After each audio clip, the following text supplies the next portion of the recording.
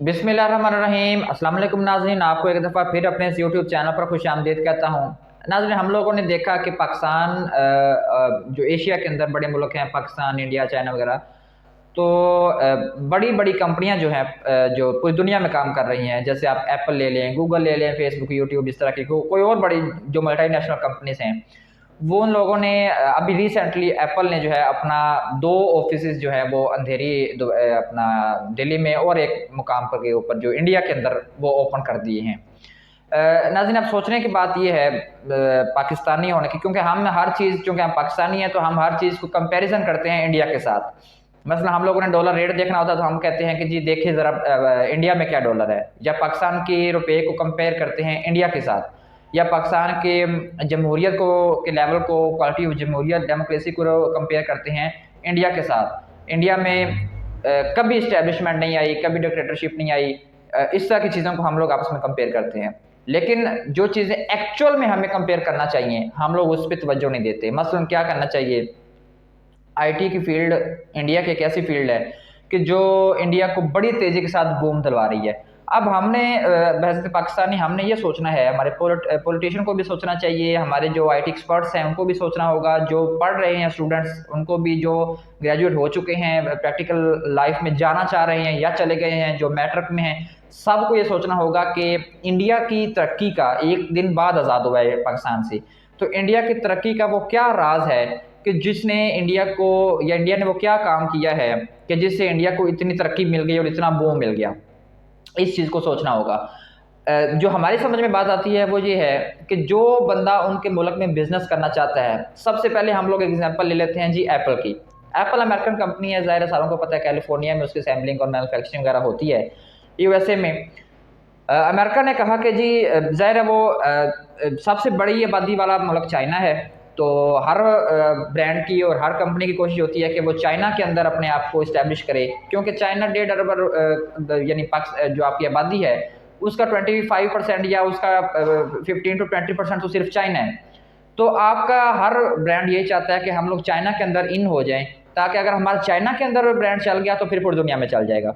America की company Apple ने भी यही कहा। एप्पल जो है वो चाइना के अंदर उसने इम्प्लीमेंटेशन की, अपने कुछ उनको स्ट्रेटजीज चेंज करना पड़ी अमेरिका से, क्योंकि ज़ाहिर है हर मार्केट का बिहेवियर अपना अलग होता है।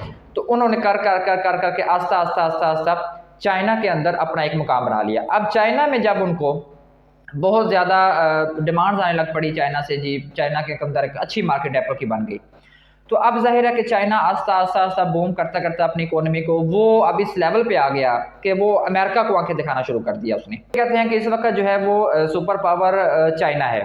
अब ज़ाहिर है कि अमेरिका को इस चीज़ का खदशा हो गया कि अगर हम लोगों ने इतना बिजनेस इसको देते रहे, अब 25% अमेरिका का जो एप्पल कंपनी का रेवेन्यू है वो चाइना से आता है, तो अमेरिका ने कहा कि अगर हम लोग चाइना अपना फ्यूचर में ये रेस होती है कि चौधरी कौन बनेगा या सुपर पावर कौन रहेगा, सुपर पावर तो एक ही रहेगी ना। तो वो कहते हैं कि जी हम लोग 25% अगर अपना रेवेन्यू उधर से निकाल के, तो कोई ऐसा ज़ाहिर है जंग हो जाएगी, आपस में कशीदगी आ जाएगी, तो हमारे रेवेन्यू जनरेट नहीं हो पाएगा, हमारी उधर प्रोडक्ट्स जा नहीं सकेंगी, हमें उधर से रेवेन्यू नहीं आ सकेगा। तो हमें एक ऐसा अल्टरनेट ढूंढना है कि जो हमारी इस जो हमें डेंट पड़ेगा उसको रिप्लेस कर सके। अब जाहिर है कि 1.5 अरब की आबादी चाइना की है और उसके साथ ही बाउंड्री लगती है इंडिया की, उसकी 1.25 अरब आबादी है। तो इन्होंने कहा कि हम ये एक वाहिद एक ऐसा कंट्री है कि जो जहाँ तक हमारा चाइना जाने में पेट्रोल या जो हमारे एक्सपेंसेस होते हैं शायद उससे थोड़ा सा कम ही इंडिया में जाने में होंगे, और 1.25 अरब की आबादी 25 करोड़ आबादी का कोई इतना बहुत ज़्यादा फ़र्क नहीं है, और इसको अगर अगर हम कैप्चर करें तो वो एक अच्छा ऑप्शन हमारे लिए साबित हो सकता है। जब एप्पल कंपनी ने इंडिया के अंदर आने की ख्वाहिशात का इजहार किया, तो हमारे पाकिस्तान के अंदर होता तो वो कहते हैं जी 10% आप हमें दें, तो उसके बाद हम आपको, जैसे BMW मर्सिडीज सारों का हुआ जरदारी साहब के साथ, मिस्टर 10% मशहूरी तब हुए थे, तो मोदी साहब ने कहा कि जी हाँ मोस्ट वेलकम, आप लोग आएँ। जो और मेरा ख्याल भी ये है कि जो बिज़नेस आपके मुल्क के अंदर ला रहा है, आपको चाहिए कि आप उसको उठा के रखें, आप उसको 5 साल 10 साल की इस तरह की सब्सिडीज़ दें। एक तो वो आपके अंदर मुल्क के अंदर बिज़नेस लेके आ रहा है, यकीनन वो आपको फ्यूचर में बेनिफिट देगा in term of revenue, in term of taxes. Number 2, वो आपको करंटली जो दे रहा है वो आपको अनएम्प्लॉयमेंट ख़त्म करने में आपकी मदद दे रहा है। ज़ाहिर है वो लोकल एम्प्लॉयज़ जो हैं उनको जॉब मिलेगी, जॉब अपॉर्चुनिटी मिलेगी। तो वो आपकी एक मदद से एक तरफ से हेल्प कर रहे हैं कि आप लोगों को रोज़गार दे रहे हैं आपके मुल्क को, आपके अंदर से भी, मुल्क के अंदर से बेरोज़गारी ख़त्म हो रही है। मोदी साहब ने उसको वेलकम किया। उन्होंने एक 2016 में एक दफ़ा जो एप्पल के सीईओ हैं वो आए। फिर अब उन्होंने रिसेंटली 2 जो हैं वो एप्पल के जो उन्होंने वो अपने जो स्टोर्स हैं या जो आउटलेट्स हैं वो जारी कर दिए हैं। सबसे पहले उन्होंने एक अपना बनाया जिसको लैब बोल रहे हैं या जिसको रिपेयरिंग लैब बोल रहे हैं एप्पल की। तो उसके बाद आस्ता-आस्ता उनको पता चल गया मोदी साहब को कि यार ये इंडिया, ये जो एप्पल है ये पाकिस्तान के इंडिया में आना चाहता है, तो इसको हम लोग जो हैं वो वेलकम करें। तो फिर ये अब इन्होंने रिसेंटली जो है वो पाकिस्तान बार-बार ज़हन से निकलता है, इंडिया के अंदर जो है वो अपनी वर्किंग शुरू कर ली। ख्वाहिश है कि पाकिस्तान के अंदर भी करें। इसी तरह से फेसबुक, यूट्यूब आप लोग देखते रहते हैं, कई यानी हर मल्टीनेशनल कंपनी जो है वो एशिया में जो काम करना चाहती है उसका या तो चाइना में और या इंडिया के अंदर एक सब ऑफिस है।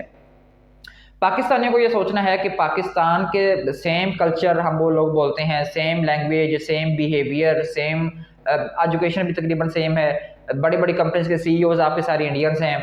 बड़ी-बड़ी कंपनीज़ के आउटलेट्स और हेडक्वार्टर्स आपके जो सब ऑफिसेज़ हैं वो इंडिया में बन रहे हैं। पाकिस्तान को क्यों पीछे छोड़ा जा रहा है? पाकिस्तान की कदर आपको पता है। फ्रीलांसिंग आप जब ग्रीन पासपोर्ट बाहर लेके जाते हैं तो आपको फ्रीलांसर वीज़ा नहीं मिलता, आपको अच्छी निगाह से नहीं देखा जाता। इसकी वजह है कि आपको कोई ऐसा सियासतदान नहीं मिला कि जो अपने मफाद से बढ़ के अपनी आवाम का, अपने मुल्क का मफाद सोचे।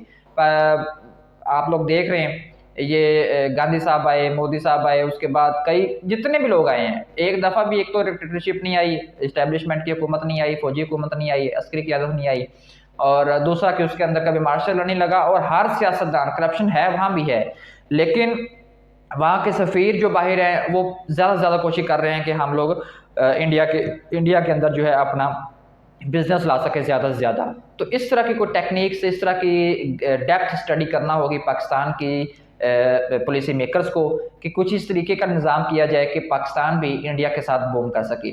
क्योंकि जो इंडिया में आना चाह रहा है उसके लिए बैद नहीं है या उसके लिए कोई मुश्किल नहीं है कि वो पाकिस्तान में अपनी वर्किंग शुरू करे, क्योंकि ज़ाहिर है बिल्कुल बाउंड्री साथ-साथ लगती हैं। और वो ऐसा तभी हो पाएगा कि जब इंडिया से पोलाइट पॉलिसीज़ हम अपने बिजनेसमैन को एक्नॉलेज करेंगे। मज़ीद ऐसा इन्फॉर्मेटिव वीडियोज़ जानने के लिए हमारे चैनल को सब्सक्राइब करें, बेल के आइकन को लाज़मी क्लिक करें ताकि इन्फॉर्मेटिव वीडियोज़ आपको बर वक्त मिल सकें। शुक्रिया।